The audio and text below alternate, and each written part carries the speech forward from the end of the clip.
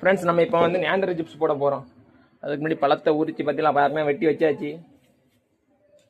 பழ சிப்ஸ், நேந்திர காய் சிப்ஸ் பார்த்துருப்பீங்க. இதை வந்து பழ சிப்ஸ் நல்லா வெட்டி துண்டுதில் வெட்டி காய வச்சுருந்தீங்களா, அவ்வளோதான். அப்படியே காய போட்டால் நேந்திர சிப்ஸ் ரெடி ஆகிடும். இன்னும் காயவில்லை, சாயங்காலம் வந்து பார்ப்போம். காஞ்சதுக்கப்புறம் எப்படி மாற்றி போடணும், அப்போ தான் சீக்கிரம் காயும், நாராது. நேந்திர சிப்ஸ் இன்னும் சில நொடிகளில் ரெடி ஆகிடும்.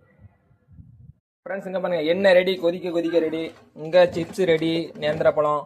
அதெல்லாம் பைக்க அப்படியே போடுவோம். எப்படி பொரியுது பாருங்க. அப்படியே ஒரு கலர் கலரி விட்டுட்டோம்னா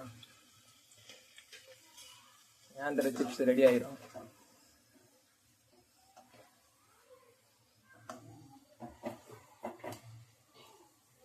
வாசனை தூக்குது. பழ சிப்ஸ் ரெடி ஆகி கொண்டு இருக்கிறது.